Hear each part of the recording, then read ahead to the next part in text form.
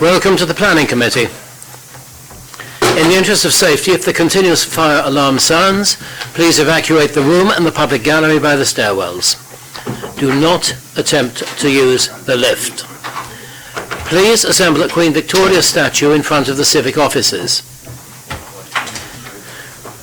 And where should we, Councillor Vernon Jackson, where should we congregate? Always with Queen Victoria. Thank you. For those of you who have not attended this committee before, I will explain the running order for this afternoon. After committee members have declared their interest and agreed the minutes of the previous meeting, I will announce each item and ask those of you who are here to make a deputation to come and sit at the table. After the planning officer has made the presentation for the application, individual deputies will have 6 minutes to express their views, and joint deputies will have 12 minutes between them to make their views known. After which you'll take no further part in the proceedings unless we need to ask a question to clarify a statement that has been made. Members will then ask questions, make comments, and the decision on the application will be made. Both members of the committee and members of the public are reminded of the need to consider material planning matters and not to refer to any personal information about other members of the public. I shall certainly try and shut you up if you do. May I draw everyone's attention to the fact that this meeting will be live streamed from a camera at a fixed location at the back of the meeting room and will be recorded on the Council's website.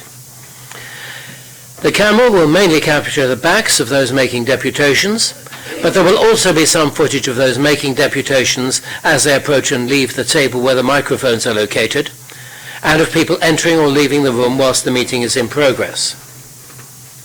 Members of the press and public are also permitted to record the meeting on the understanding that it neither disrupts the meeting nor records those stating explicitly that they do not wish to be recorded. Finally, may I ask everyone to use the microphones provided when they are speaking. Before we come to the agenda, I hope all members will have read the email concerning protocol which was sent out by myself and Mr. Maguire at 9 o'clock this morning.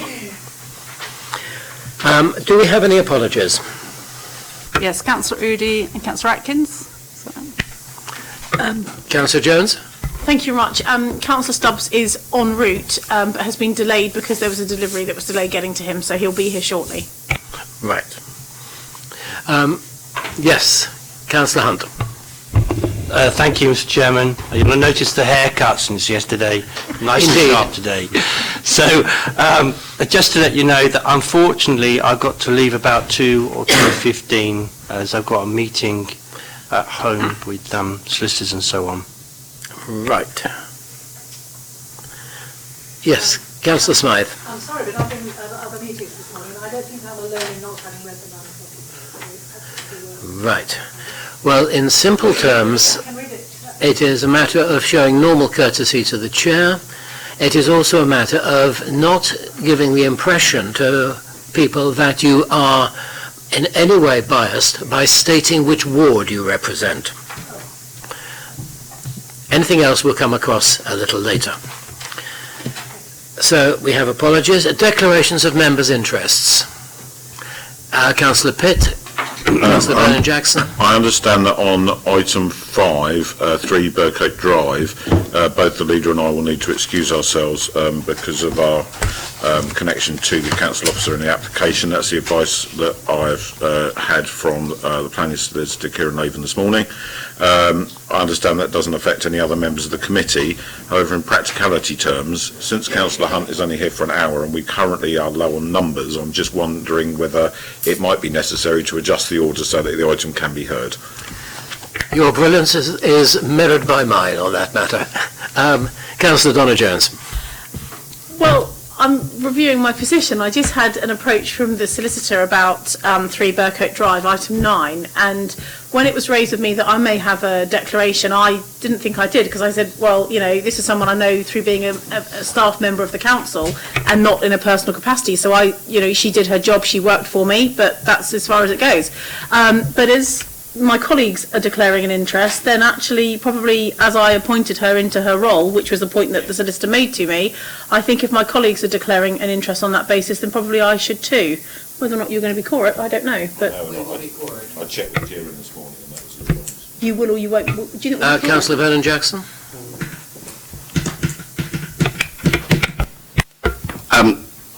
I have an interest in declaring that in item 5, which is personal but prejudicial, and therefore I shall leave the room. Okay, application 5. Sorry. Could I seek advice in? I mean, You're not going to tell us, are you? no. So the person concerned, I understand. I have no connection with her. I don't go out for drinks. Am I all right? Yes, certainly. Yeah. If you took it first, we might be able to sort it. Yes, well, do you check whether you have an interest and then come back. Councillor Smythe? Before this discussion, I was going to query whether we had an interest on that, because we probably see Jenny most days where The advice which I have from the legal that we don't. section is that Councillor Vernon Jackson and Councillor Pitt, as leader and deputy leader, do have an interest, and that Councillor Donna Jones, since she was the leader of the council, may also be regarded as having an interest. I have no interest there. Okay, thank you. We will be quorate. So, I can do it, Mr. Chairman. If you want to do it. yes, I intend to take it first. Now, members, are there any other interests to declare?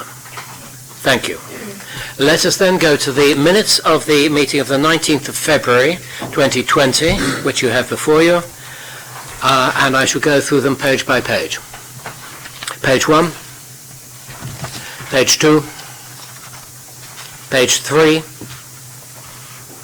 which is an item on the agenda today, page 4, page 5, page 6, page 7, page 8, page 9, page 10, page 11. Good. And I shall sign them as a correct record of the meeting.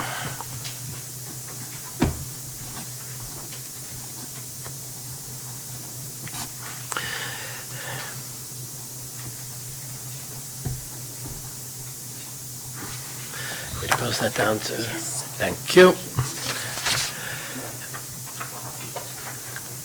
Do we have an update on previous applications, Mr. Maguire?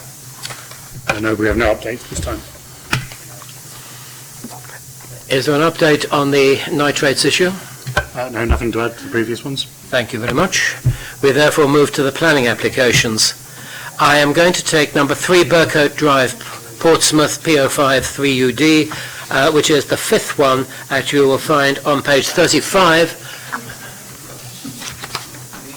Sorry? Sorry. I forgot to give introductions to the general public. We will do that now for those of us who are here. I'm Hugh Mason. I am councillor and I am the chairman of the planning committee. Thank you for your reminder, Councillor Norton. Good afternoon. My name's Juliette Gill. I'm one of the solicitors at the council. Joanne Miles-Smith, Democratic Services. Councillor Judith Smythe, Vice Chair of this committee. I'm Councillor Lee Hunt with the haircut, just been done by a very, very nice Bulgarian lady in Albert Road. And so I'm a member of the planning committee and I'm elected to help represent Nelson Ward, which I always explain is Tipner, Stamshaw, Buckland and North End. Councillor Terry Norton, my understanding is that we're not announcing wards. So, Councillor Terry Norton. Thank you, Councillor Norton. Alan Banting, Development Management Team Lead. And Ian Maguire, Assistant Director for Planning and Economic Growth. Right. For the benefit of the public, the reason why I'm taking this one first is that the applicant is an employee of the council and is also the secretary to the leader and deputy leader who were sitting there, and the former leader of the council who was sitting a little further up. So we have to take this whilst we are still quorate before Councillor Hunt has to leave at 2:15. May I have the officer's report, please? Thank you, Chair. So the property is 3 Burcote Drive. Move the microphone a bit closer, Alan. Thank you so much. Okay. Thank you so much. You can see the property is on a bend of the road, and we're talking about an addition on the north side of the property. Here is an image of the existing side porch structure, and somebody very kindly scored the brickwork for you to give you a clue of where the flashing is intended to be inserted for a proposal in that location. Similarly, for a structure 1.3 metres deep, 2.3 metres wide, and a maximum height of 3.1. I'm not sure there's any other images. Yeah, this is showing the layout adjacent to the porch you've seen in the other images. And this is the last image I want to show you. It's proposed to do it in matching brickwork. It's a wholly acceptable addition to the property in design terms, and will not give rise to any significant amenity impact. So the recommendation is one of conditional permission. Thank you. Members, questions? Councillor Hunt. In the back of my mind, I remember somewhere in the past there were some sort of special conditions over development in this particular area, or am I completely wrong? That sound completely wrong. No, I don't think you are. I think there are some removal of PD rights in relation to boundary treatments on corner properties. So if it's that you're remembering, I think you're right. Yeah. But this wouldn't have any implications for the removal of those boundary rights, and in any event, planning permission is sought for these works.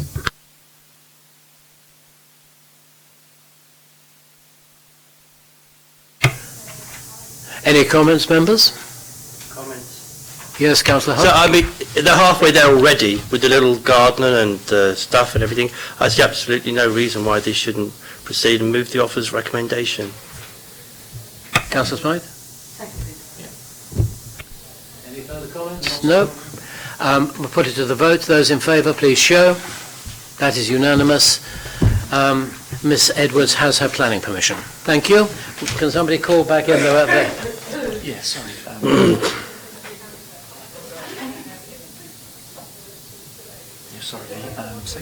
I beg pardon?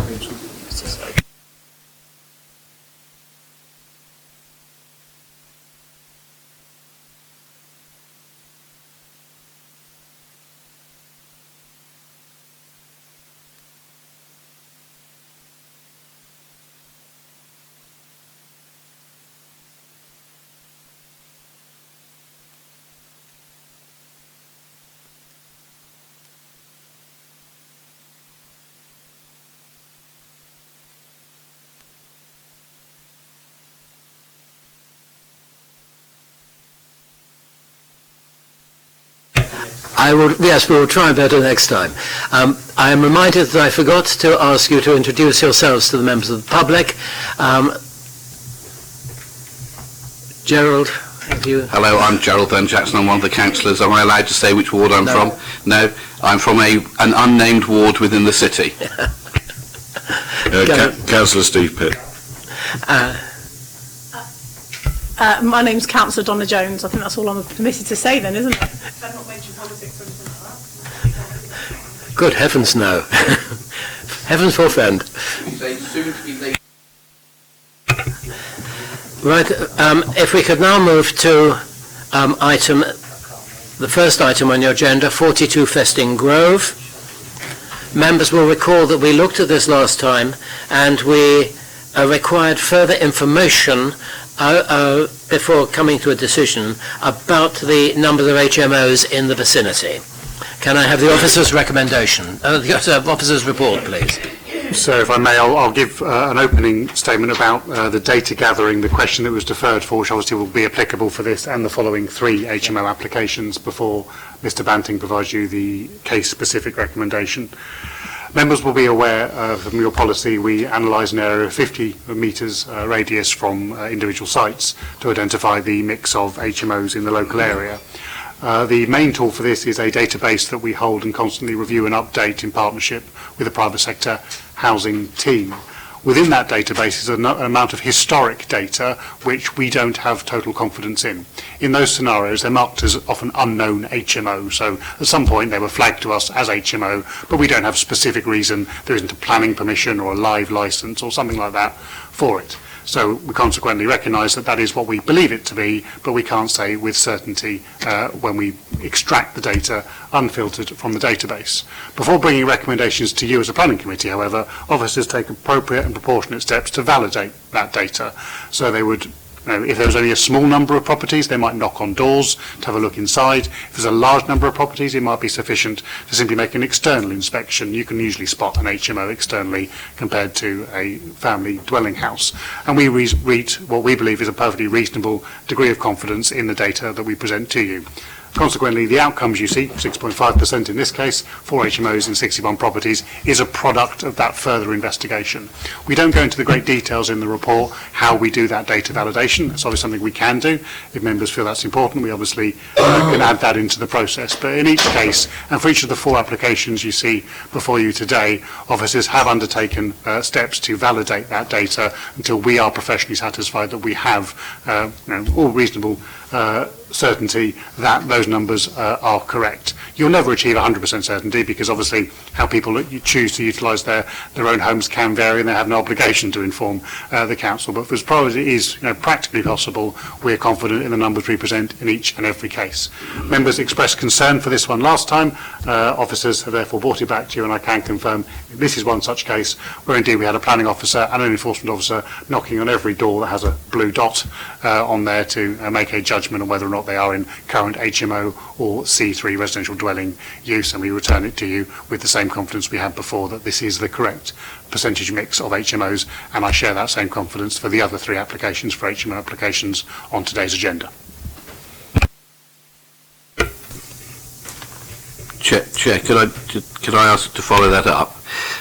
So it seems to me, Ian, the advice therefore is unless we have very specific information about specific properties in there on that map that are not marked, that we could bring to the planning officers to say that actually this is wrong because I know number 53 is, we need to take the evidence that's given to us as accurate and to proceed on that basis. Yes, so the reason we publish the unfiltered evidence is to enable people to say, OK, let me see what I can add to it, and rarely does, occasionally someone might say, well, actually, I'm not sure that is right. So officers can then go out and inspect what we know to be the unknown HMOs and any others that are flagged. It isn't that you should then take that evidence. It is therefore the best available evidence, and as any scientific rigor knows, all you can do is judge matters on the best available evidence. Councillor Hunt. So I need to tease this out a little bit more. And I hear what you say about a planning officer and an enforcement officer going around, and I don't know how that can be improved upon myself. Unfortunately, whether we or you or any of us like it or not, on social media pages, people are absolutely scathing of the process about determining whether not everyone, but some people, absolutely scathing of the way that this information is gotten. They allege that the City Council does not look at its own licensing around HMOs, that it doesn't look at its own council tax records, and that the council doesn't even know, the officers don't even know what's on their own list of HMOs. So when I can intervene on this and say, well, it's not fair, you should really wait for the reports, and this was very helpful today. But you mentioned about putting on the process at each and every one of these reports. Unfortunately, as I say, whether we like it or not, people don't believe us, or they don't want to believe us. I don't know which it is, but they just don't believe us. And that may be uncomfortable for us as officers and members, but something has to be done about it. I know some people are never going to believe.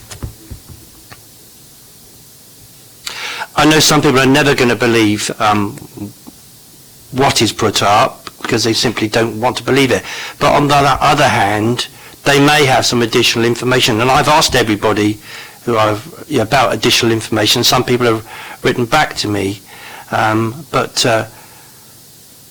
we'll have to try and do something about it. I know it sounds awful, we'll have to try and do something about it, but something needs to be done to bring the confidence to the decision making. I thought we'd reached that confidence, and I don't think employing somebody specifically to go and do it is going to make any difference, because you're doing what needs to be done already. And I wondered if you had any comments on that.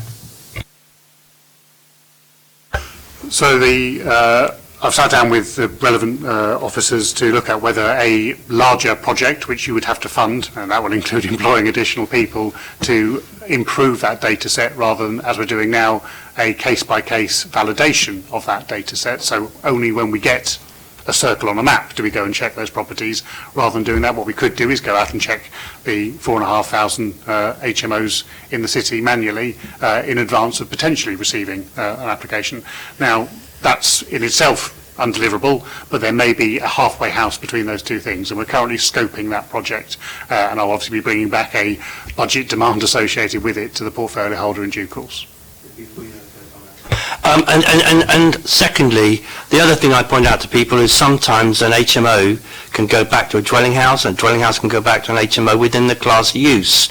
Now, does this affect whether or not there is a yellow triangle, as it were, later on, or in any other place? Because 1 minute it can be an HMO, the next day it might be a ordinary dwelling house. So that is something that moves all the time, and increasingly so with so many of these applications.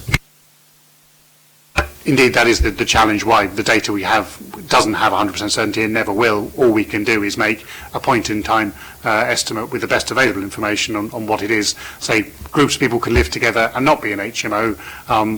Very large families can live together and look exactly like an HMO but not be. So it is always a matter of judgment that has to be applied, but what we are presenting to members every time we bring something to a planning committee and every time we make a delegated decision is the best available evidence on a case-by-case basis. Whether we say we can do that in a more proactive way with additional resource is a project we're currently looking at. Very lastly, so even then, if we did employ somebody specifically to do this, they could go out on a Monday, and by Tuesday 30%, let's say, I know that's a gross exaggeration, but by the Tuesday 30% who are in these dual purposes can switch from one to the other, and it all screwed up again.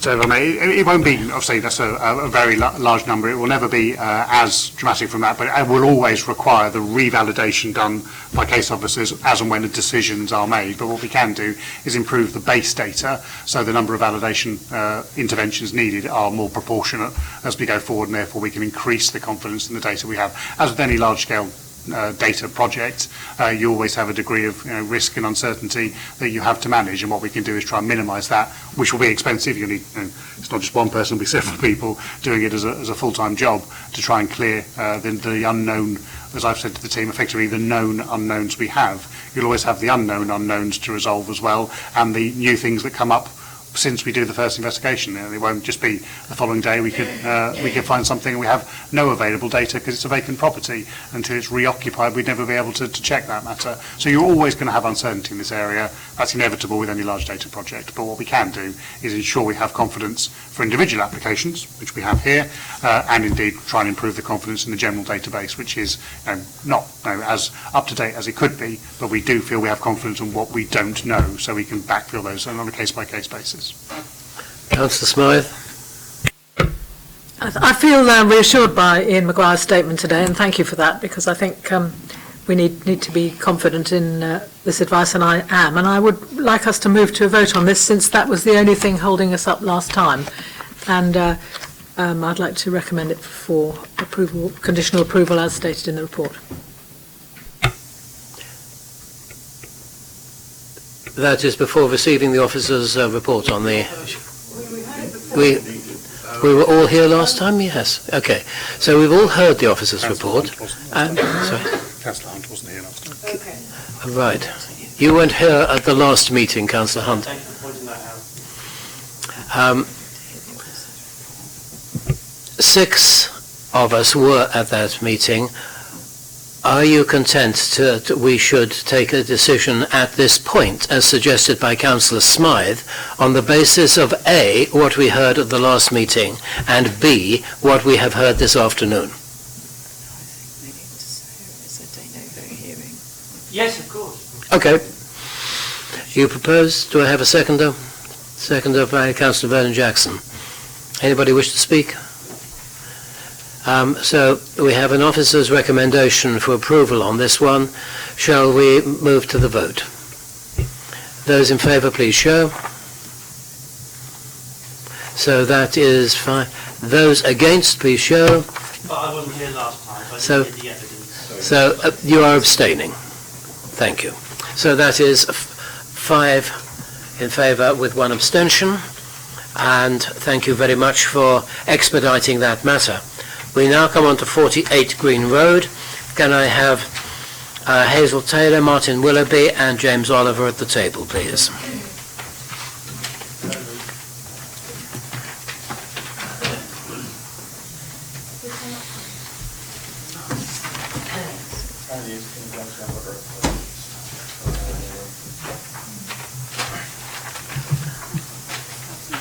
Right. Yeah.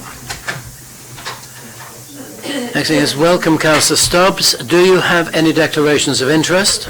No interest, Chairman, and sorry for being late. And to the gallery, I introduce Councillor Stubbs for those who don't know him. 48 Green Road, Southsea. May I have the officer's report, please? Thank you, Chair. So, number 48 Green Road, it's a mid-terrace property, and the proposal is for a 7-bedroom, 7-person sui generis HMO. It shows its location on the east side of Green Road, close to the corner with Cottage Grove.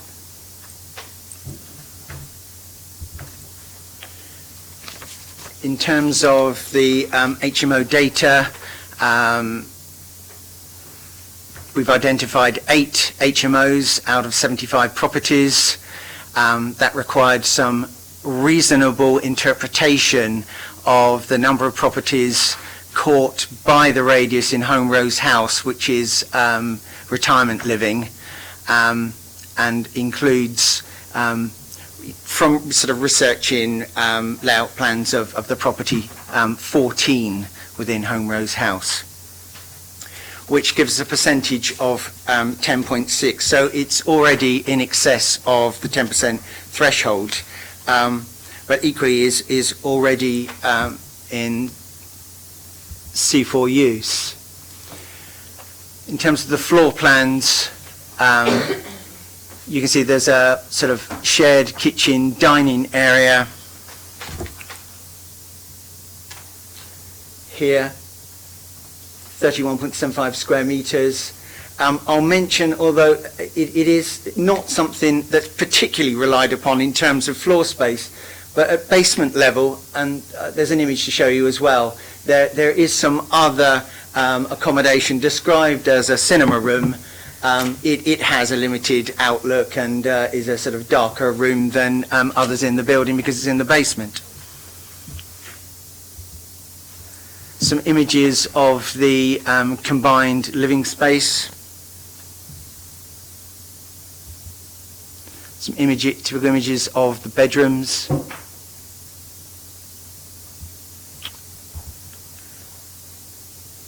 Ensuite, rear courtyard, and windows to the basement. Sorry, that image there is the one showing the room sort of marked cinema room.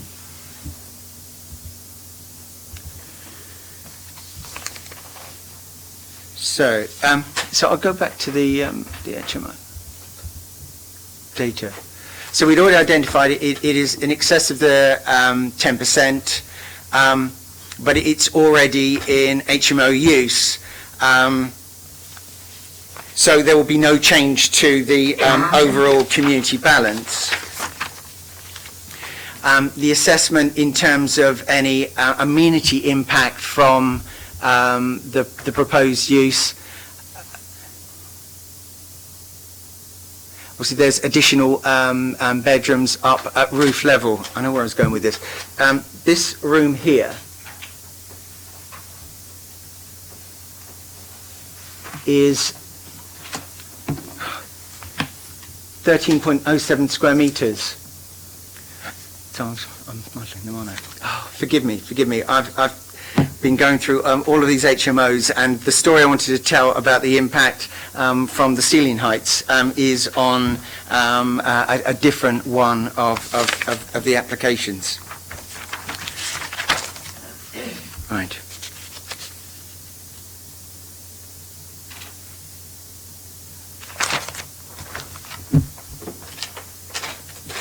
So, on large HMOs, the minimum floor space standard for the combined communal area is 35 square meters, and this room falls a little short of that. Obviously, many of the other rooms have in excess of 10 square meters of floor space or close to it, but also have ensuite facilities. So example here is 9.62 square meters with its own ensuite, and this one here 8.33 with its own ensuite. So as part of your judgment, you could have regard to whether on the larger HMOs that have larger bedrooms, it's appropriate to apply the 22.5 square metre lower floor space figure. But what I would advise is that this is already a suitable communal area to serve a 7-person, 7-bedroom HMO, and the shortfall should not be considered to be significant. It would be appropriate for the number of people that would live there, and hence the recommendations for conditional permission.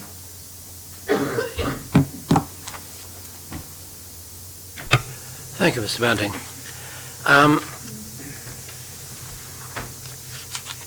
Ms. Taylor, Mr. Willoughby, you are making your deputation on behalf of the East St Thomas's Residents Forum, is that correct? Indeed, yes. Indeed, in which case it counts as a single representation, and you have 6 minutes, as does Mr. Oliver.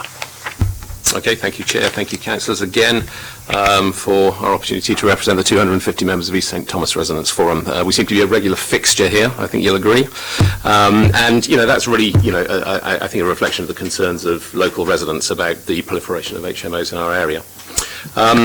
As you've seen in the report, the density around 48 Green Road is presented as 10.6%. So for starters, that's already over the limit. But let's not fool ourselves with that metric. Yeah, actually, within the 50-metre range, only 9 houses could ever be converted into an HMO. There are only 9 houses there, all the rest are smaller flats. So actually your reality, if you live in either 36, 40, 42 or 44 Green Road, is that you are surrounded by 56% HMOs. A common problem with these, and I think as the officers outlined here, is when the over-intensive development is actually cramming too much into essentially a small space. In last month's meeting, this committee rejected 2 applications in East St Thomas, both on the basis that they had they fell short, as the officer just said, in terms of space provision. The guidance is, in our opinion, is very, very clear, both in the HMO standards and in the SPD, that for 6 or more sharers, a single communal living space, and it does explicitly say that a single communal living space of a combined kitchen, lounge and dining area should be 34 metres squared, and this can only be reduced if all bedrooms are greater than 10 metres squared. In this application, they're clearly not.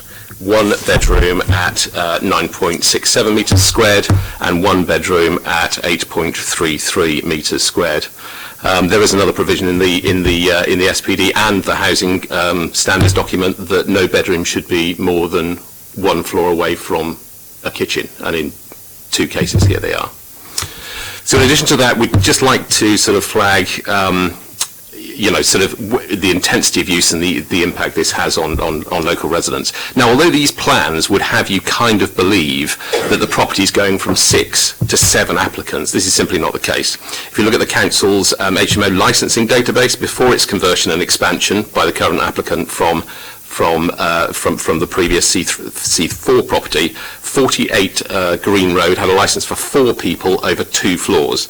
This property now has been expanded to 4 floors with a request for 7 people, a 75% increase in intensity.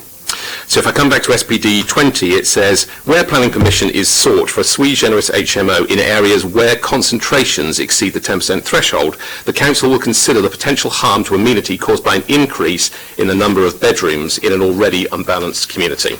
At 75% increase in occupancy, we argue this is a large increase in an already imbalanced community, and therefore this application should be rejected. Pardon me. Just a word about the kitchen. We've seen some plans here, and indeed the applicants provided some more detailed drawings of the kitchen, which are on public access.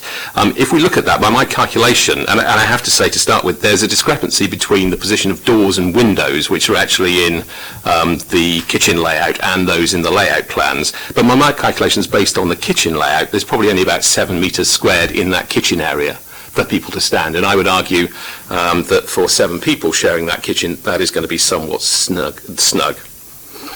On nitrates, I'd like to make a point. This is an application from HMO, and basically what will happen if this is approved is the applicant will pay a token fee to discharge their responsibilities for nitrate mitigation. That £200 fee we feel is unsuitable and really doesn't reflect the nitrate loads that these applications impose. By the council's own calculations, the actual cost of the nitrate mitigation for the 3 people will be £5,442 per year. Now, given that the applicant will rent this property for around about £45,000 every year, we would like to know why local residents and council taxpayers are having to subsidise developments to create HMOs that they don't want in their neighbourhood. In closing, firstly, the application unnecessarily delivers accommodation and falls short of the space standards. And indeed, in January's meeting, Ian Maguire said, a lack of space in 2 applications because there was undoubtedly a negative impact on the schemes and could be given significant weight. We continue to look to our elected councillors for help to stem the onslaught of HMO developments. I had a canvasser at my door the other day asking if I had any major concerns. I said to her, HMOs were a major concern, and she said, don't worry, that's already on the list. So in summary, this application represents overdevelopment in an existing HMO in an already imbalanced community and unnecessarily falls short of PCC's aspiration for shared accommodation in the city. Consistent with your decisions at January and February's meeting, we would ask the committee to reject this over-intensive development. Thank you. Thank you. Mr. Oliver, you have 6 minutes. There's a minute left. Okay, right. Okay, then. Hi everyone, again. Although we'd just be trying to find a technical reason to reject this application, which is blighting our community, this is not only just an objection to HMO in principle, the impact is very, very real. Come and look at the rubbish, the bins on our streets caused by high density and over-intensification of HMO, and it's real. Come and spend a weekend or an evening in our streets and experience the shouting and antisocial behaviour.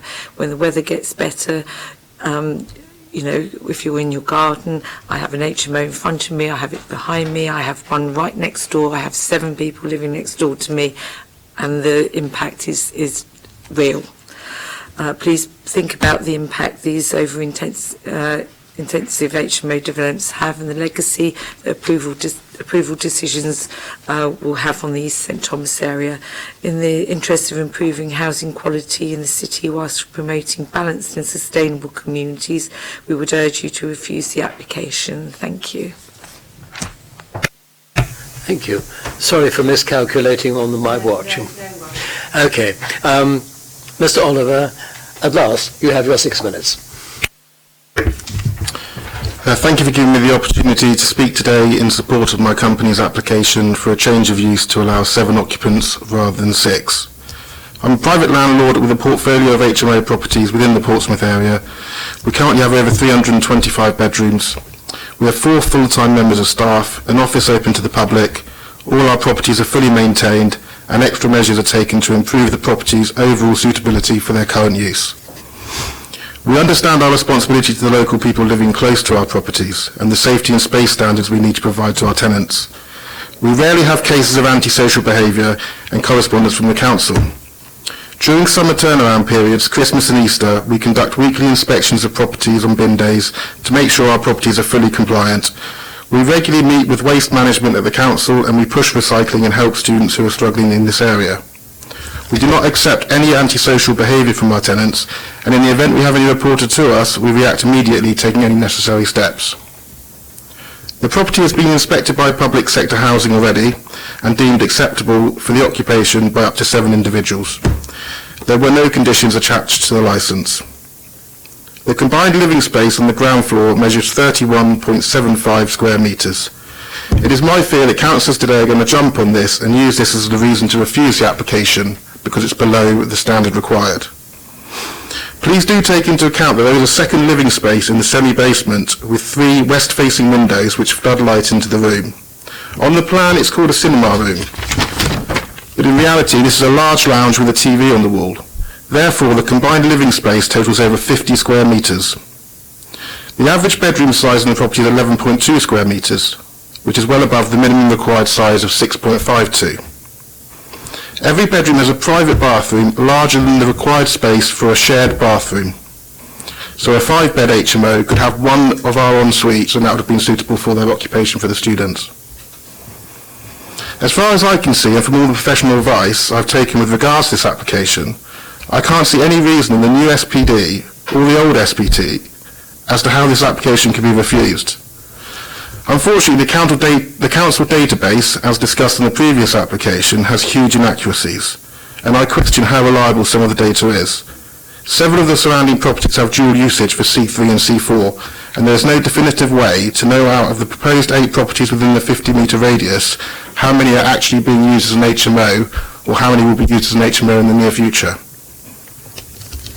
I've looked at all the applications coming to committee today that are of change of use from C4 to sui generis, and developers seem to be providing a much larger bedroom sizes and living spaces than that I have seen come to the committee in the past 10 years.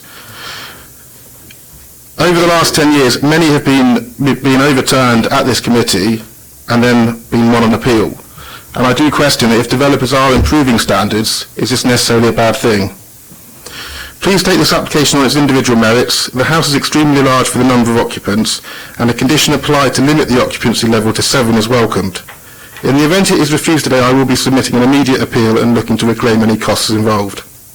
I have a few copies of the HMO licence, which we had an inspection from the council a few weeks ago.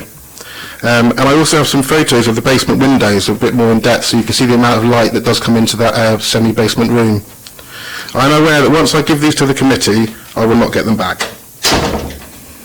Thank you very much for your time today, and I'll pass these across so that everyone can have a quick look at the licence and the windows. There's 4 copies of each, so thank you.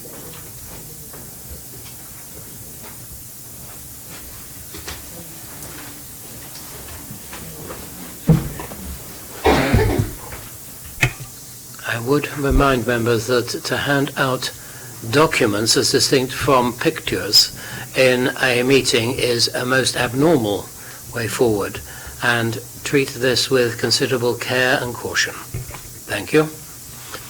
Now we move to members' questions. Does any member have questions? Councillor Vernon-Jackson, then Councillor Hunt. Thank you. In Dr. Willoughby's deputation, he gave a range of things in terms of failing the space standard, both for communal areas and also for bedrooms, against the space standard within our SPD. Can I ask the officers to confirm that the interpretation Dr. Willoughby has made is correct? I mean, the floor space standards are set out on page 15 for you. So the combined living space for a large HMO is 31.75 square metres, and you were told that was a 2.25 square metres below the standard, and that would be correct. But you should have regard to the fact that there is some other accommodation that could be used communally as part of the weighing up of whether this property is appropriate for 7 persons. There was reference also to 2 of the bedrooms falling short of 10 square metres, which 10 square metres is relevant to your judgment around whether applying the 22.5 square metres for communal living is perhaps a more appropriate standard given the size of the accommodation with en suites. But this is all around the sort of interpretation that you need to give to the floor space figures. Councillor Jackson, a follow-up?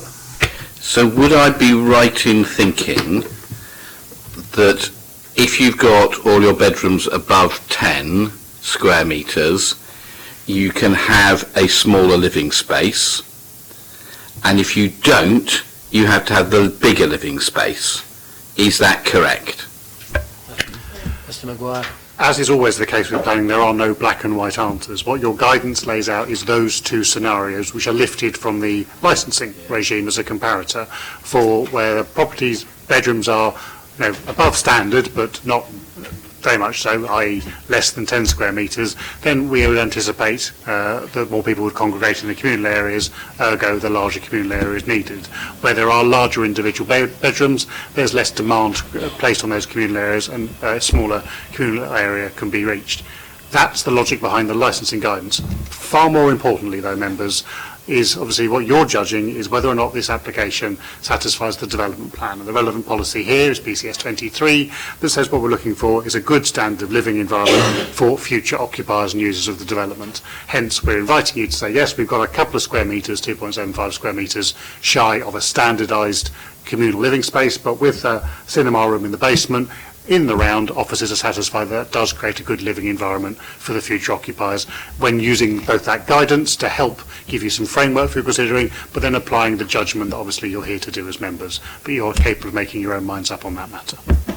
A very separate thing, could I ask, Alan? You very kindly said that, I think it was in reference to Home Rose House, you'd taken a judgment about the number of flats that were in the 50-metre radius.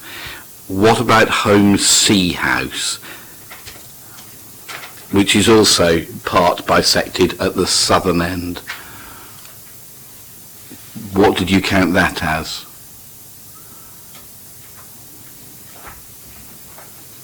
I'm confident that the case officer will have looked at the history on both of those properties to come up with an appropriate figure. I don't know enough about the layout of Home C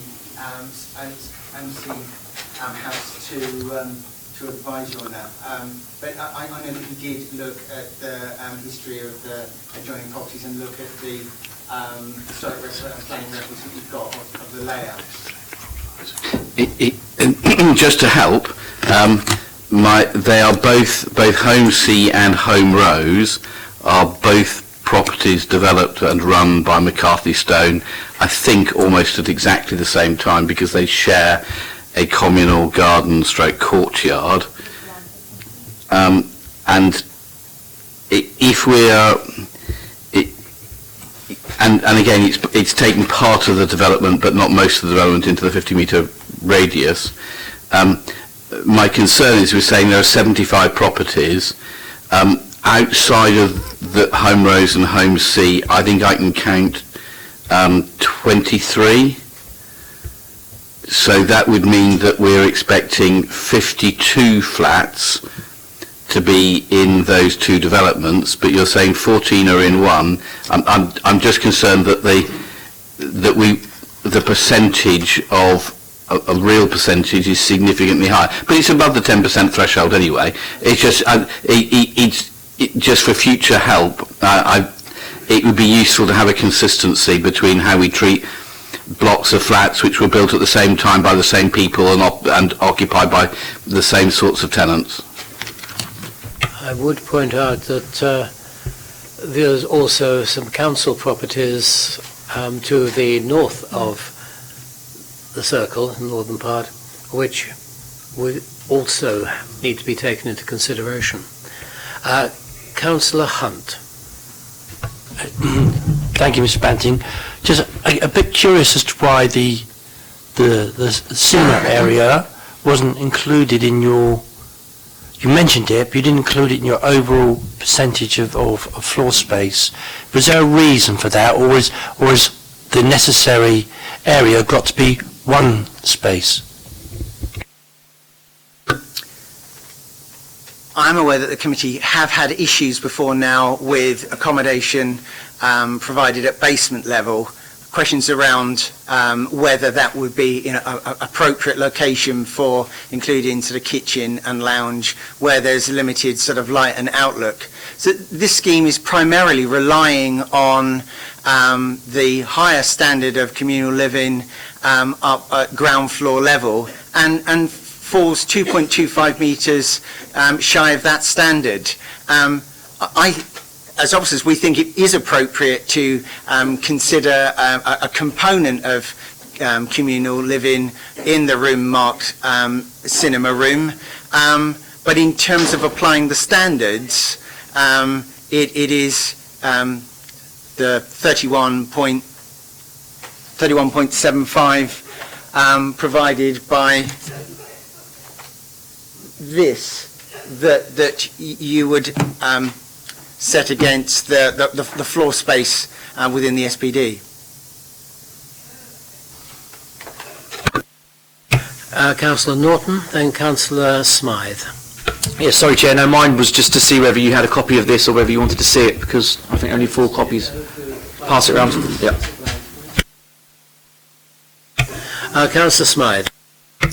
I was going to ask the same question as Councillor Hunt, and I think that it would be interesting to see the picture of the basement room, because I've certainly seen worse basement rooms than that in the past. I'm curious still as to why you didn't count it as part of the communal area, since the application clearly makes out that it is. And then I've got another brief second question. Well, our advice is that 2.25 square metres shy of the 34 square metres is something that you could have regard to anyway. But there is other communal facilities that you would need to weigh in the round. Thank you. I mean, it seems to me that that is something that is an asset to the property, the basement, and that we should take that into account. The second question is, could we have chapter and verse on how many people have been living there up to now? I'm a little confused as to, we've had number 6 mentioned, we've had 2 4-bedrooms mentioned. Could we have clarification on what actual increase there is here? Well, the grant of planning permission for a C4 HMO is 3 to 6 persons.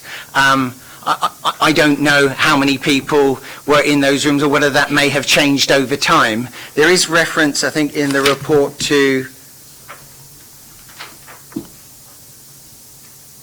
No, sorry, it was the applicant that told you that it was 6 persons occupying?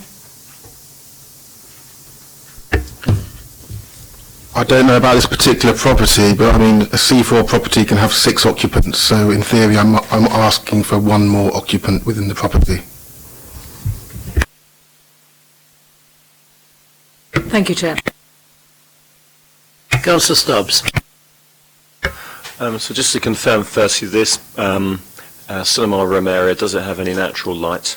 And then my second question is, we've had a bit of a discussion again about proportions and percentages, and I was a little surprised by that, because my understanding of it is that policy, the one whereby sui generis would generally be refused where there's more than 10%, has effectively been taken out by the planning inspectorate by decision after decision. I don't know how many appeals this council has lost, it's a lot.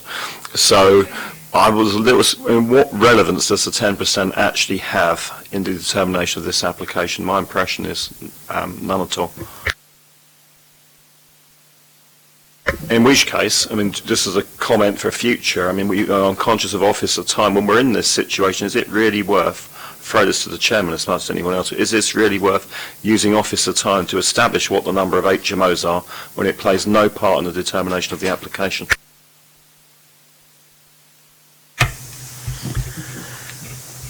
I think that there has been some confusion at all levels about how we calculate the number of properties in HMO use. And I think we need to get this sorted, and I take your point, Councillor Stubbs. I believe we need to get a very clear definition of how this is done and what constitutes an HMO. And I will seek to push that one forward for you, and indeed for the whole of the committee. But as you say, we have been overturned on a number of these by the Planning Inspectorate. Are there other questions, members? Councillor Smythe. On page 27 of the report, on the recommendations, it says the premises shall only be used as a house in multiple occupation for a maximum of 8 residents. I understood we were talking about 7 residents and 7 bedrooms for single occupancy.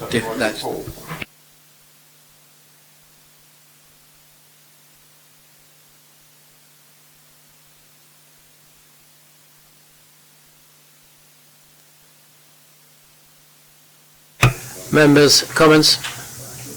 Councillor Bowden-Jackson. Well, it seems to me we have rules and about what we're looking for from people, and there is flexibility within the rules that say that if all your bedrooms are above a certain size, then we can countenance a lower area of public space, but that doesn't count in this case. Therefore, we're back to the standards that we expect of all HMOs, and this application fails on that.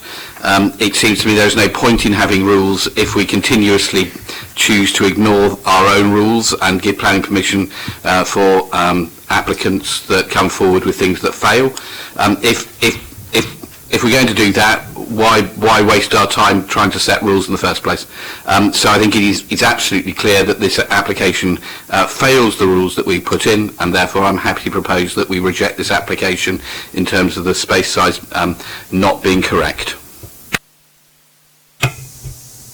Is there a seconder for that? Councillor Hunt, thank you. I would also point out that what you have referred to as rules is guidance. Okay, I'm sure, but it's the guidance that's given for what is expected of decent accommodation within Portsmouth. If we've got one set of guidance that we give to developers to say this is what we're after, this is what we're looking for, and then we continuously choose to ignore it, then we're sending a really bad message to people who actually stick to the guidance we give people. Otherwise, why on earth do we waste our time producing it in the first place?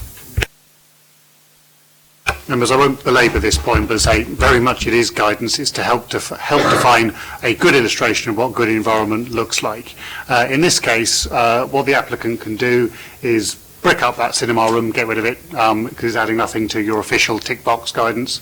Remove the ensuite bathrooms and incorporate them into rooms, so they'll just have a cupboard rather than an ensuite bathroom, and then it would satisfy your guidance. And the building, I think everyone would agree, would be worse off for it. That is why we haven't recommended for refusal, but if you incorporate the 2.75 metre bathroom in bedroom 4 into the 8.33, that gives you an over 10 metre one. Same for the other one that's below 10 metres. Therefore, the bedroom's over 10 metres, and the kitchen is plenty size enough. And you end up exactly the same thing. 8 bedrooms in this property, 7 bedrooms. Apologies, 7 bedrooms in this property, but they are all worse off than this proposal makes. Guidance is there for just that reason, to help give an example of a standard we expect. This quality exceeds that standard, is the advice officers are giving you, and consequently you will have no realistic prospect of winning that argument on appeal.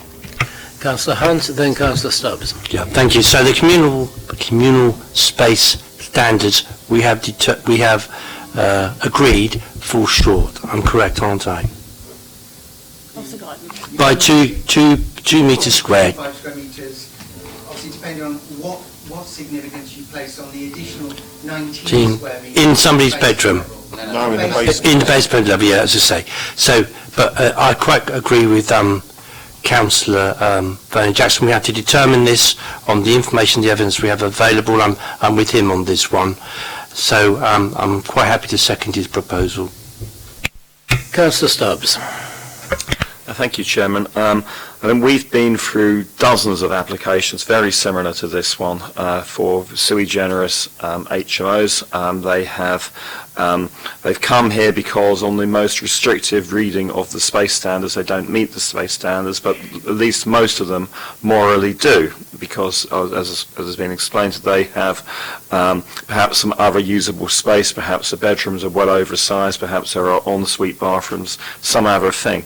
And we've refused a great deal of applications on those lines, and they've all gone to appeal, and we've lost every single one. And so here we are again with yet another application, which is pretty clear that it meets the spirit of the policy that we've got. I mean, the policy that we've got would allow a 7-person HMO of 90 square metres. This is over 150. You have to really read this in a very narrow way to say that it's not compliant. You have to say that the basement area basically doesn't count at all.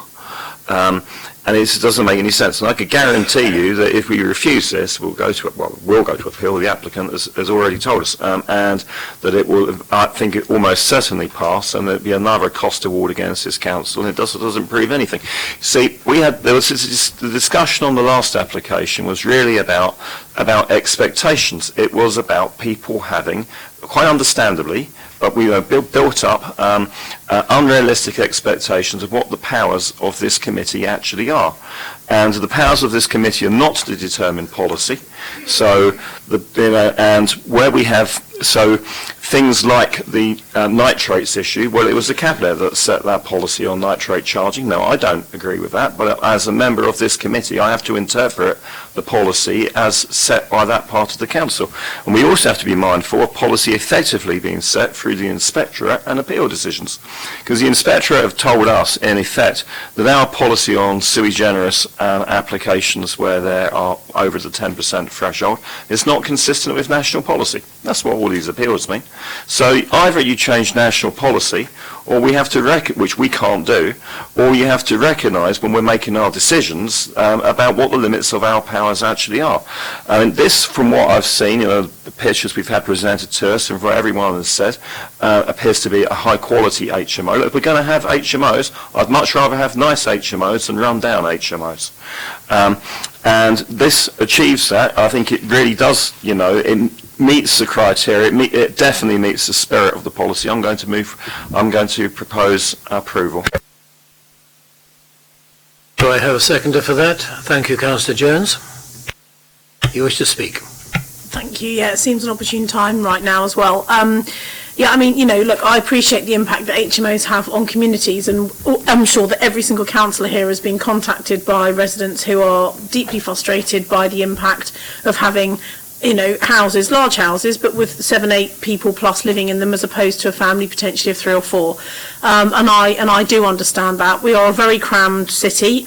We are, very densely populated, and the only way that we're ever going to keep up with any kind of housing need we have is to use properties in slightly more inventive ways. But I do think it's important that we are mindful of the guidance, so that we are not allowing people to live in conditions that are falling short of what we have deemed to be acceptable. I've taken on board colleagues' points around space standards, but I absolutely concur completely with Councillor Stubbs that if we do not pass this today, we will be wasting more public money on this going through on appeal, which I am almost certain it would do. And in fact, a request might be, particularly to the Cabinet member with responsibility for the planning policy for the council, Councillor Pitt, that it might be worth us even having a little bit of a review of our guidance to make sure it is in line with more recent items that are passed by the Planning Inspectorate, without denigrating our own position, which is also important to have our own identity. But I will be supporting it today. Councillor Norton. Thank you, Chair. Yeah, just to reiterate the point that this really is guidance, not rules. And whilst shadowing my colleagues' comments here, whilst the HMOs are a point of frustration, we will simply lose this at appeal. And I'm not in the business of wasting public money either, so I think I will be inclined to support Councillor Stubbs' proposal. Councillor Hunt. Yeah, before we go to the vote, I just hope that the planning officers picked up on the fact that the applicant in this case also has attacked the City Council's database. He used words, he said that the Council's database has huge inaccuracies. And this is something as members we're fighting, we've got people opposing saying it has huge inaccuracies, and we've got developers. So everybody seems to use the Council's database for their own purposes. So we're stuck in the middle, and it's not a very happy place for officers to be, nor us. So I just appeal to us to try and see what more can be done to bring some resilience and some support to the poor old database that gets whacked by everybody. Thank you, Councillor Hunt. I have taken that on board, and I will proceed with that in consultation with Mr. Maguire, and I hope that we can get something which is quite explicit on that database. Councillor Pitt? Chair, would you permit a question? I would certainly permit a question from you, sir. Okay, thank you. Alan, can you confirm that 48 is sandwiched between two HMOs? In that case, retaining this property, in my view, as trying to pretend that it's ever going to be anything other than HMO is silly, because nobody wants to buy a property that's sandwiched between two HMOs. It's not going to be a family house. In fact, I've been lobbied by residents in East St Thomas who want us to grant them permission to be able to sell their property as an HMO when they're sandwiched between two others, which is an entirely different kettle of fish and not something we're currently considering.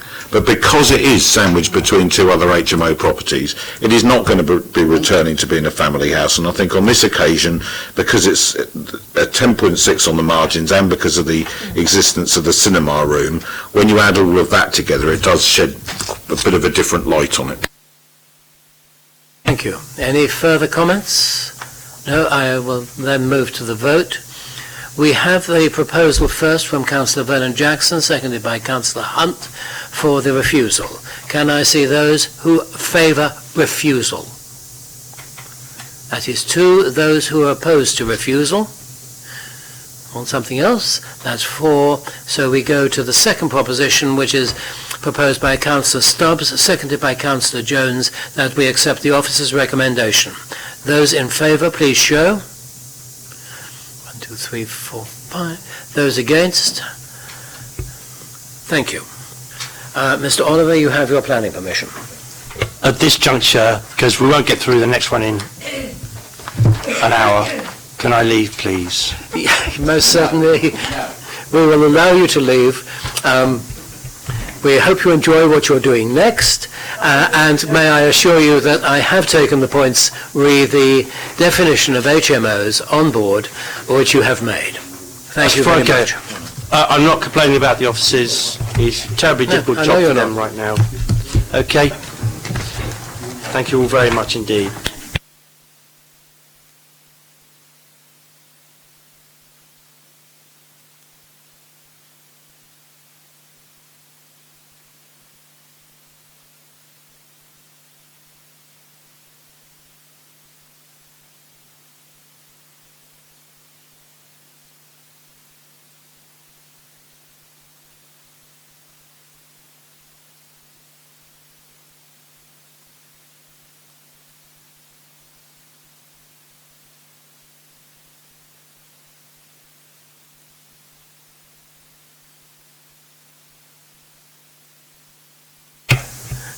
Members, we now move to 130 St Andrews Road on page 21.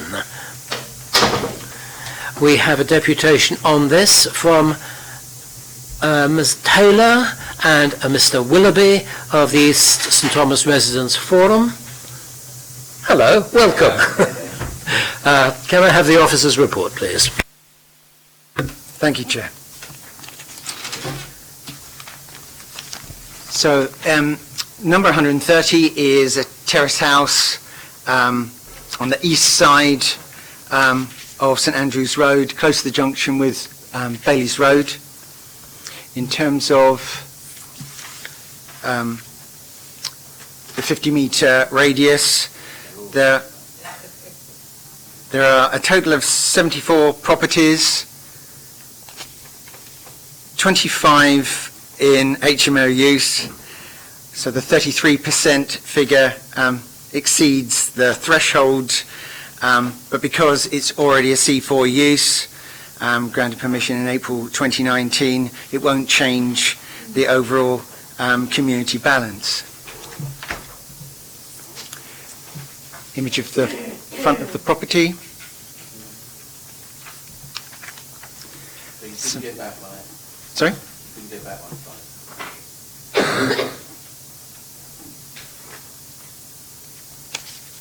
Thank you. Some images taken, my colleague did a walkabout with this one to try to verify the numbers, although, as we've already established, 33% are in HMO use.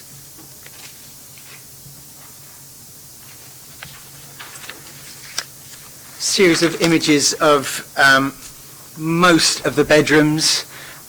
So this is bedroom 1, bedroom 2, 3, 4 and 5. For whatever reason, there wasn't a 6. There is a bedroom 6, but there isn't an image of it. 8. And that is the kitchen diner. And so this is the floor plans with alterations done as permitted development to extend the property for the C4 use, and the proposed floor plans for 8-bedroom, 8-person HMO use. Can you get back to see the difference between the two sets? Yep. So you've got some communal accommodation on the front of the ground floor, and they are proposed as bedrooms 7 and 8.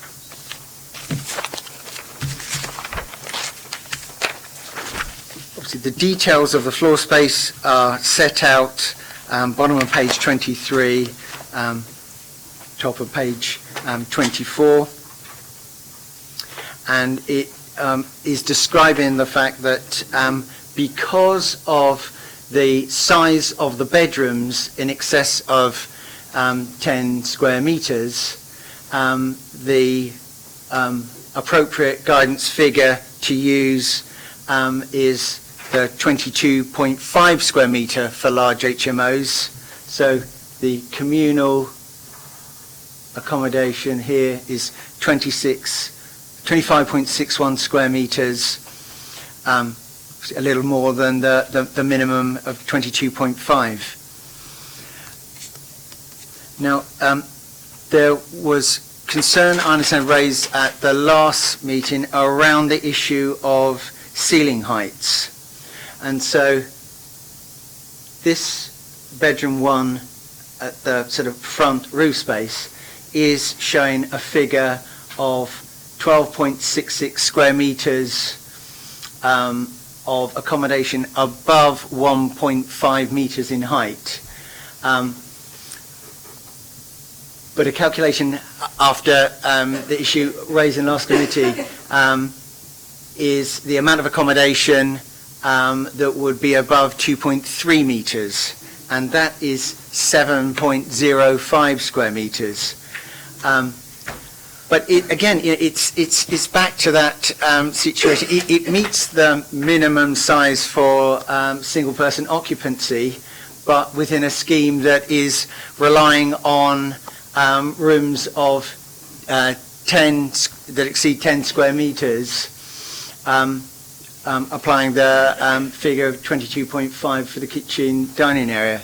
Perhaps if I just skip back to the image of bedroom 1. Obviously, it uses the floor space as well as it can, and but you are then having to interpret, once again, the appropriateness of the floor space guidance figures, because this room would fall short of the 10 square metres above 2.3 metres floor to ceiling height. But having weighed all of the matters into consideration and the sort of usability of that room, the recommendation is still one of conditional permission. Thank you, Chair.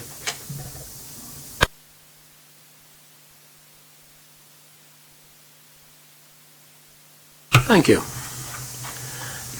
Deputation, please, and I'll try and be very precise about the 6 minutes this time.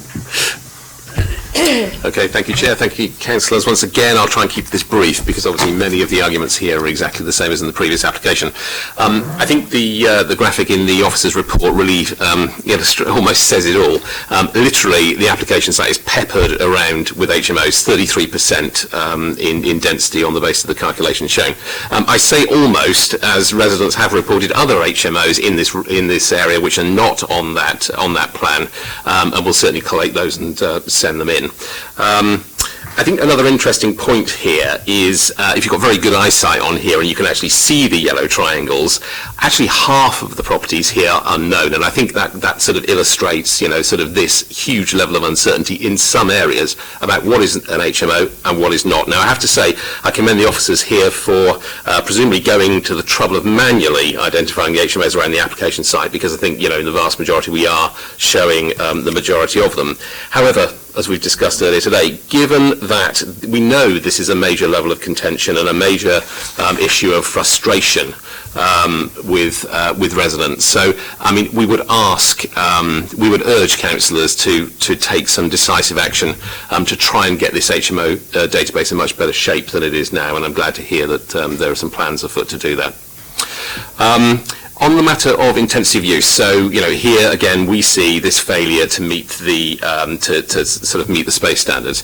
In this application, as we've heard, bedroom 1 has a usable floor area of only 7.05 metres squared. So the communal space at 25.61 is insufficient. It should be, and it's a long way short of the required 34 metres squared. Also, the other thing worth noting in the space standards, so this is the space standards, it says, and I quote, all rooms should have a minimum floor to ceiling height of 2.3 metres over 75% of their room. So given that the officer's room states that the floor area is 12.66 and the usable space is 7.05, it doesn't actually meet this requirement either. I think this whole principle of making sure that the rooms are suitable for all applicants is an important one. We can't have a situation, surely, where one of the bedrooms is undersized, and whilst all of the other residents may be enjoying sort of palatial standards both in their room and the shared space, actually for the poor occupant occupying that small room, life is going to be very different. So we argue effectively that the undersized rooms in this property are a reason for rejection. Another key point here, and we touched on it in the last representation, is this has undergone again significant alteration, and the layouts are again misleading. In fact, if you have to go back. When we looked at the before and after, those aren't really before and after. If we go back to 2019 and look at application 19-00286 full, which is effectively the CLUD which was certifying the useful uses of the property as a C4 HMO, you can clearly see it has 5 bedrooms. And this application is looking to take it to 8 bedrooms. And, again, we've got an area here of 35%, and we're looking to increase the intensity by 3 people. Now, it was very clear when we consulted in this on the SPD last year, so the residents were told that we couldn't have a blanket ban, but the SPD is very clear that it does seek to reject applications for significant increases in intensity where we already have a very, very high density area. And based on those numbers, 35% and effectively 3 extra people, we would argue that without doubt this is a significant increase in an area which already has a very high density. Nitrates, again, I'll touch on it. £200 is going to be charged the developer here. It's going to cost £5,500 every year to mitigate that.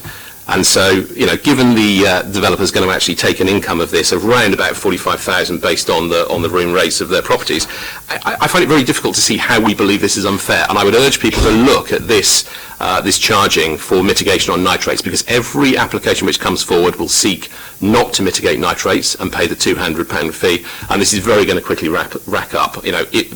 Landlords making significant profits off of these properties, they should be being charged a reasonable mitigation attempt, so that burden does not fall to local council taxpayers. Thank you. Ms Taylor. Thank you. Just to reiterate the comments we've made before, we're not anti-HMO. We recognise the HMOs do form an important part of the housing mix. But if the council truly wish to support a mixed and balanced community, we cannot keep approving almost all of them in the same 20-30 streets in the city. The invitation to come and look at the impact of HMOs in East St Thomas stands.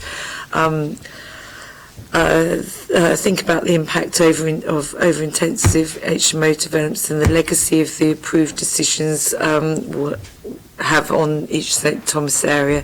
The SDB talks about the need for ensuring that a family housing provision is not endangered by HMO developments. This is exactly the type of development which means that the housing stocks will be lost forever as a family home.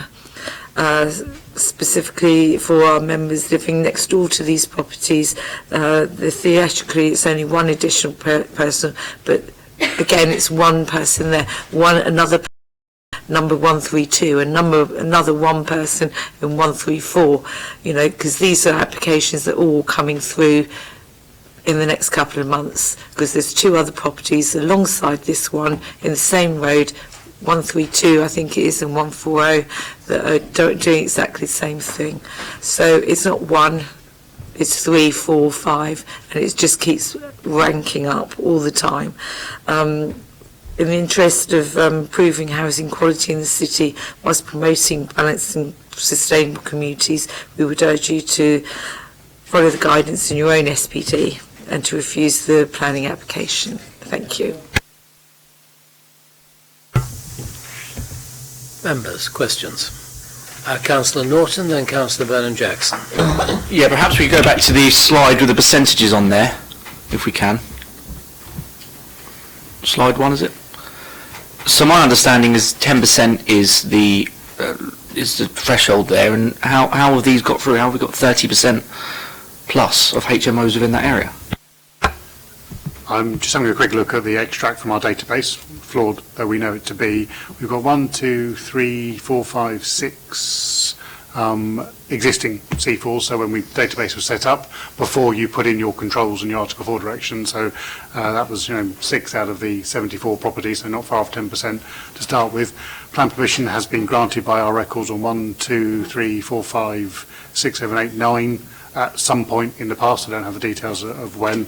After you push you well over 10%, and there were 9 that we listed unknown HMOs that we did the visual inspection of, which may have just naturally have been picked up as existing uses over time. So you're probably looking at something in the region of 15-ish existing use HMOs in those 74, over 10% already, and then 9 plan permissions have been granted at some point. We don't have details on I'm just looking at what's on the website at the moment. So that's probably the historic background, but yeah, obviously that's happened at some point in the past. Councillor Vernon-Jackson. Thanks. I'm looking at the map and counting up the physical houses. I thought I could get to 48 within the 50-metre radius. But Alan, you're saying it's 75.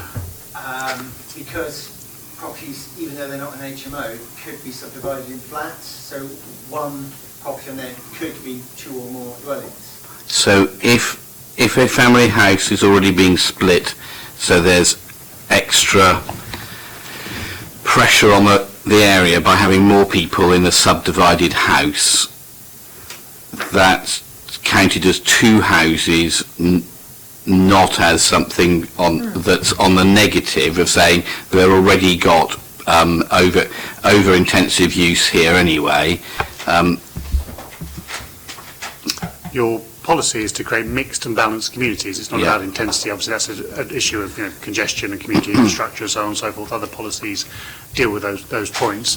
So when you're looking for a mixed and balanced community, a mixture of houses, flats and HMO is obviously a better Yeah. mix than just houses and HMOs. So again, looking what's on the website, I can see 61 Stubbington Avenue No, wrong. is now there as It's 61 the wrong application. Oh, sorry, that's We're on St apologies. Andrews. I've got so many of these. So yeah, I'll be able to find, I'm sure, the same in that list as well. So there's a number of properties that we subdivided into. Yeah. But this was exactly the sort of area that we brought this planning policy in, was to try to make sure that we learnt from this and try to not to make things even worse for people, because if it's 30 houses out of 48 that are already HMOs, then that's a huge concentration, and the whole point of this is to try to make sure that we recognise that creates unbalanced communities. Alan, could you go to the slide at the front of the house? So this is a small terraced house, and with that photo there's no windows in the roof. And yet this application is to turn a small terraced house into an eight bedded HMO. Is that right? This is an old image that I can faintly make out is from Google. The other images were taken when the case officer did the sort of walkabout, but maybe she didn't collect one of the front of the property and has taken this from Google Maps, sort of street view. But I mean, there is a window. Yes. Well, because we saw it in that image. Yeah. At least one of those images is wrong. Well, it's not wrong. It's at a point in time. It is not accurate at current time.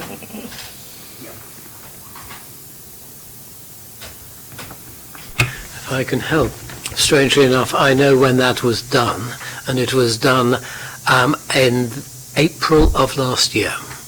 So it is about 10 months ago, and it was done by Aspect Builders, and I know because they were doing some work on my house at the same time and moved backwards and forwards. I know because I got many complaints from local residents about Aspect Builders and the chaos they cause for local residents. Councillor Smythe. 2 questions. Do we happen to know how many of those if you go to the map, please, how many of those HMO permissions were given after appeal? We don't know. Okay. It is unlike, most of those would have been around for quite some time, because we only brought this in. Most places don't have this rule, and that anybody can change a house into an HMO without planning permission. So we are unusual, but we only recognised the problem when it had become a problem in some areas, quite a bad problem, like here. And second of all, I wondered if officers had any discussions at all with the applicant about reducing the size to 7 if you could go to the floor plans, by retaining one of those rooms as a communal living room.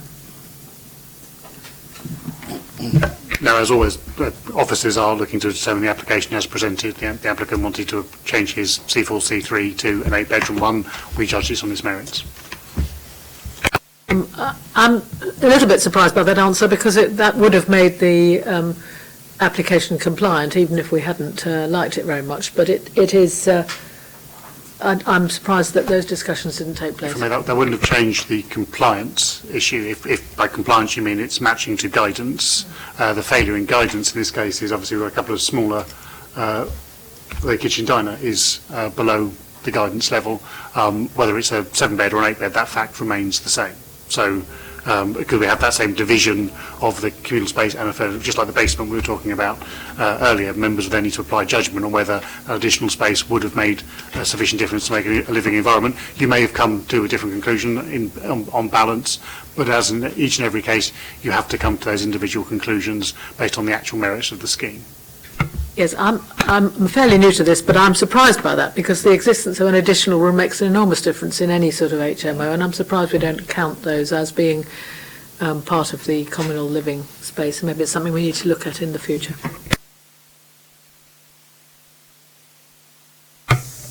Comments, members? Councillor Pitt, Councillor Vernon-Jackson, Councillor Stubbs. I'm going to take a different view on this one to the previous one, and it's because, and I've been consistent in this all the time I've been on this committee, when somebody is choosing to take away living accommodation to turn it into a bedroom, and they're doing that by creating an additional bedroom upstairs that's not really fit for purpose, it's right on the margins, and this is below on communal living space against our standards. That's a choice that the developer's making in order to make money. There is no other consideration to this at all in terms for the developer. The developer's only intention is to make more money from the property by creating extra bedrooms where there was communal living space. If either the living room or the lounge on the ground floor were retained as living space, while they would not in themselves solve the difference between 25.61 and 34, as we were able to with the previous application, we could give weight to the additional living space that was being provided for the residents and take a balanced view. Now, if the person living in bedroom number 1, which is not really ideal by anyone's standards, had the ability to go and sit downstairs in a living room and not have to share the communal space with everyone else at the same time, in my opinion, I believe that that would make this development acceptable. I do not believe it's acceptable for that person to basically have to stay in their own bedroom, which is right on the borderlines of being acceptable at all, and by the other standards not, and have to use that communal living space, which is substandard. So on that basis, I'm going to propose that we refuse this one. Councillor Vernon-Jackson. Well, this is worse than the previous one. So having opposed the last one, the last one had en suites for everybody. This one is shoddy in comparison. The last one, I didn't think we should go through. This is worse. It would be inconsistent of me to do anything except say we should oppose this and say no to it.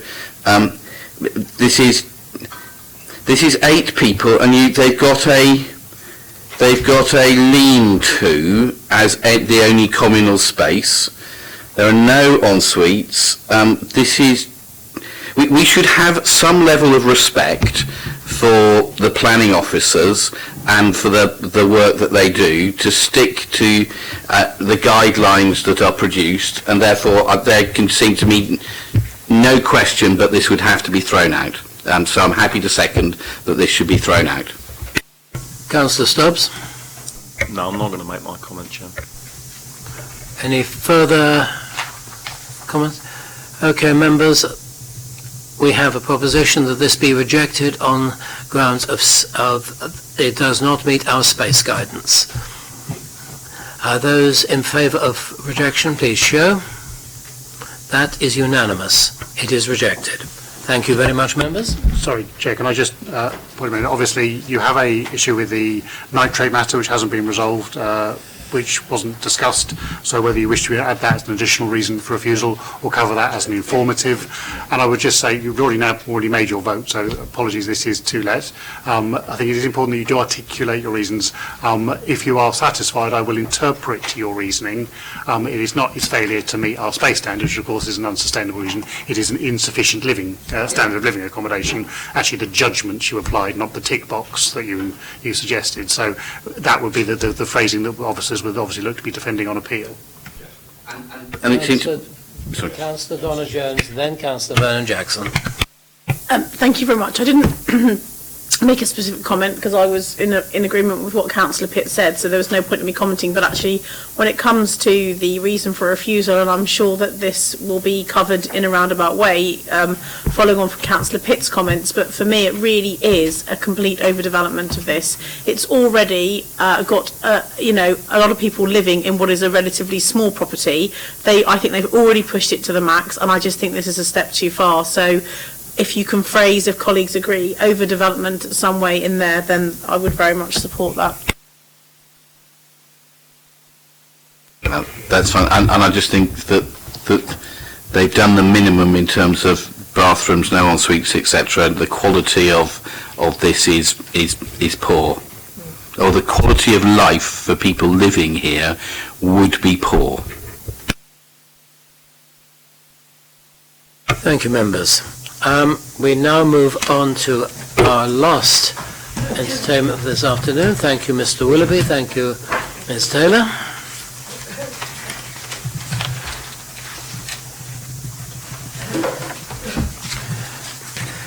We have before us 73 Stubbington Avenue.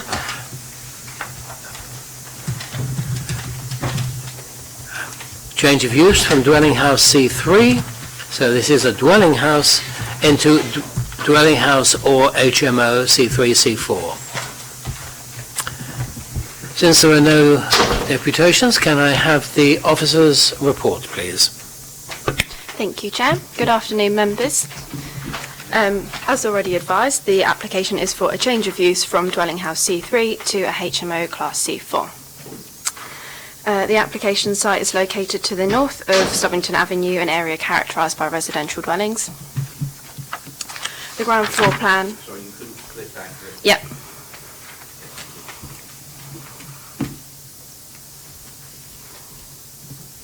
The ground floor plan starts with a bedroom, kitchen, bathroom, dining room and a conservatory. So this is the ground floor bedroom.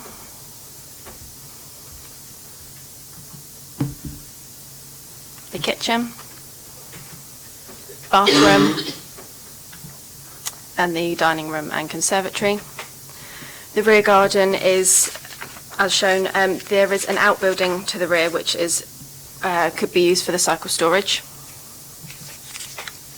The first floor plan has 3 bedrooms and a bathroom. They don't have numbers, so I've outlined on the floor plan which bedroom it relates to.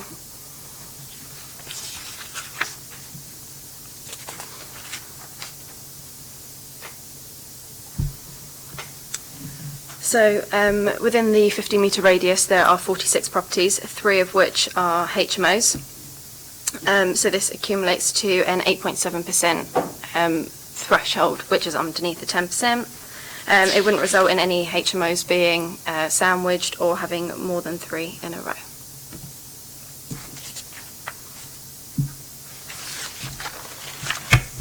Right, members, questions? Councillor Stubbs. Yeah, just to clarify the numbers, because in the report on page 30 we've got reference to 3 HMOs. I'm not sure if that's included in the application site or not. That doesn't include the application site. No, so it's 3 HMOs already there, and then 4 would be including the... Right, and there's some reference, I think, in the report to 1 which should have been thought to be an HMO is not an HMO. Yes. And so the 3 is after that. Yeah. Okay, thank you.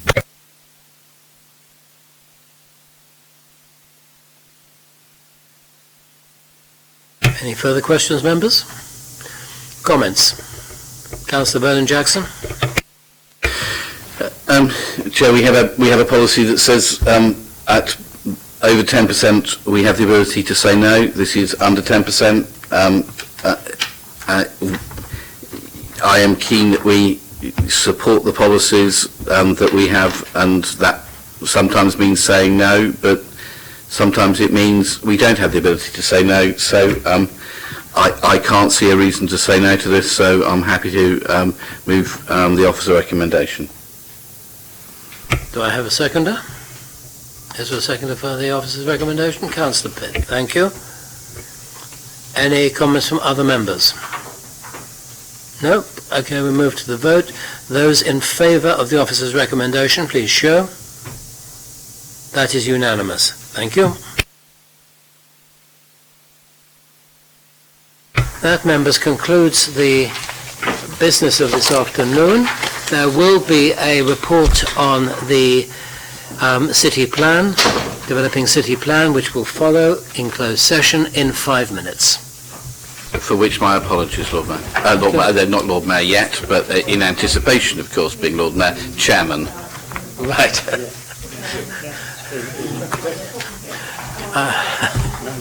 There are certain hoops to go through before I would become Lord Mayor.